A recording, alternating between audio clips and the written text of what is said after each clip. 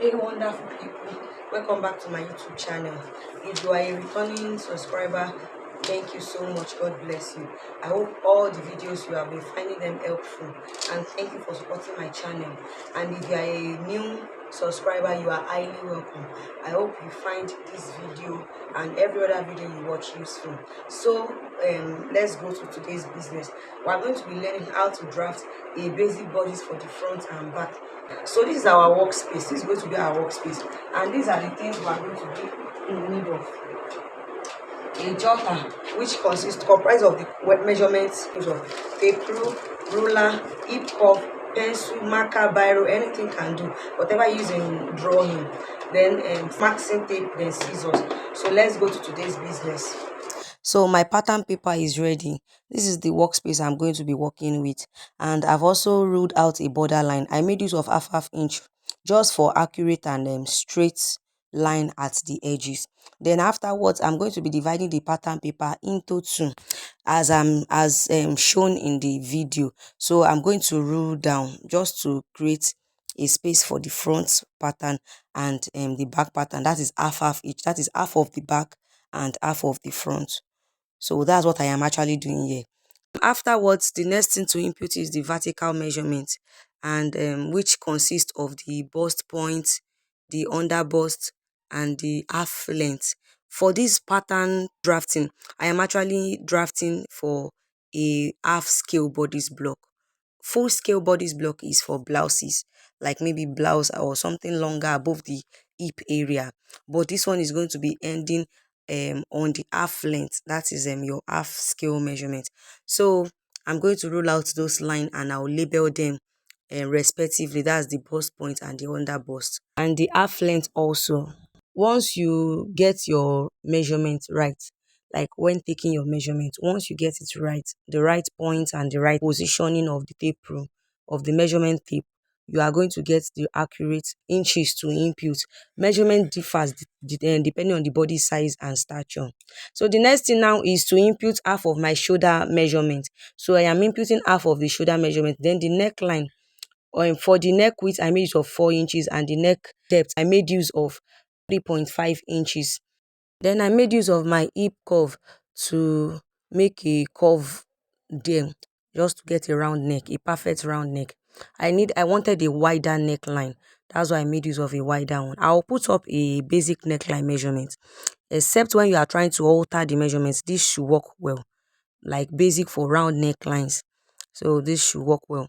So afterwards also, I want to put up a measurement for armhole, how to calculate your armhole. So this is how I calculate my armhole, and it works perfectly for all sizes. Then afterwards, the result, I will input it in the measurement pattern. And to get accurate straight armhole, I will input half of my shoulder measurement on. I'll just look for a location around and input with a dot. Then I'll rule a straight line. Then afterwards, I will divide the armhole length, like the length of the armhole, I'll divide it by 2 to get the middle. Then I'll come in by half inch. Using my straight ruler, I'll rule a straight line from this part. Then from that, like I forgot to measure the bust divided by 4.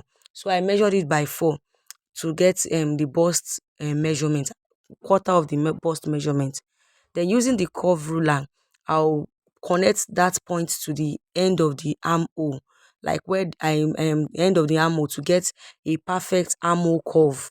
So this work well and it suits perfectly on the body. Then the next thing for me to do is input my body measurement starting from the bust. Then afterwards, the bust divided by 4, because I'm drafting half of the front. Then the waist divided by 4. Then I'll connect them together. So our pattern drafting is coming alive, or is almost ready. If you want to draft a dartless block, this is actually a dartless block.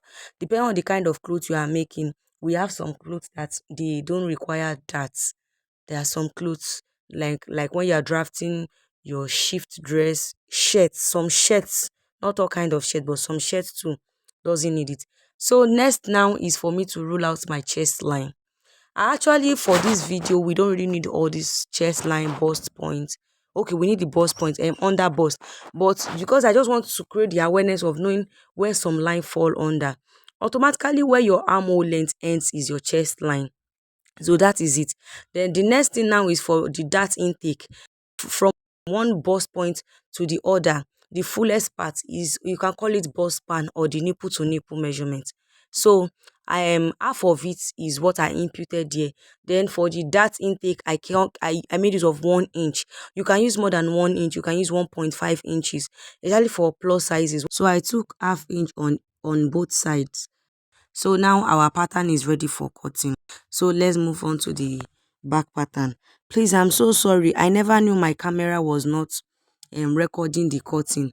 So I'm still going to put up another video on how to draft a basic bodice with bust that and waist that. So there you'll be able to see how to cut it. I've already been drafting the back pattern before I realized that it was not recording well. But what I just did was I have created a starting line, then I've drafted the neckline already. I made use of 2 inches for the neck depth and then 4 inches for the neck width. You know, the neck width of the front was 4 inches. It has to be the same so they will be able to be equal. Then the shoulder slope, I made use of 1 inches as the shoulder slope.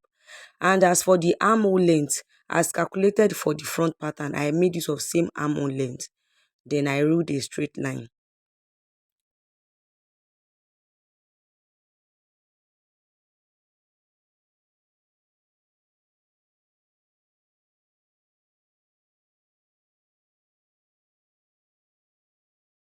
Then afterwards, I measured quarter of the bust measurement just for me to be able to get the armhole cuff. But I noticed it was too short, so I extended it a little.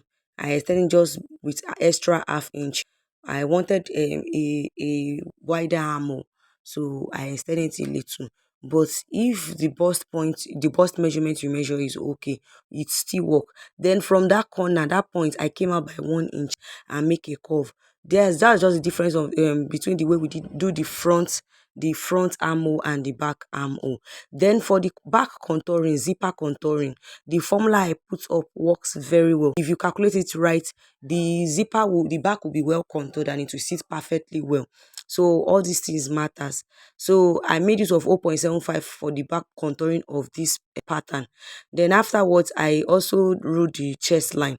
As I said earlier, the chest line automatically is where the armhole length stops. So just for me to get a straight line, I created broken line and they ruled it. So I labeled it the chest line.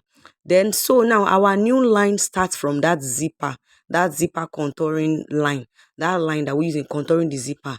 So from there, we're going to impute the bust divided by 4, the bust round bust divided by 4, and the round waist divided by 4 plus 1 inch for waist that. So don't once you get your pattern right and your calculation right, even if the shape is giving you, like, even if the draft is giving, and the pattern rather is giving you a funny shape, you don't need to bother. Once you draft right, you are going to get a perfect result. So now the next thing to do is to impute the dart measurement. Unlike the way we impute the dart measurement of the front, this one now, the new line starts directly from that new zipper line, as in the line we use in contouring. So the bust span, half of it is 3.5 inches. Unlike the lower part, which I just impute 3.5 inches, to get a very straight line, I am going to add that 0.5 to it. So by the time I add the 0.5, is 1 inch to use in contour. Whatever you use in contour, you add it to the bust span. So by the time you bring it to the upper part, the chest line, it will be perfect. Then that line for the back goes straight directly into the chest line, unlike the front that is under the bust span. So our pattern is ready for cutting. Thank you so much for watching my video. Please don't forget to like, subscribe and comment. Love you. Bye.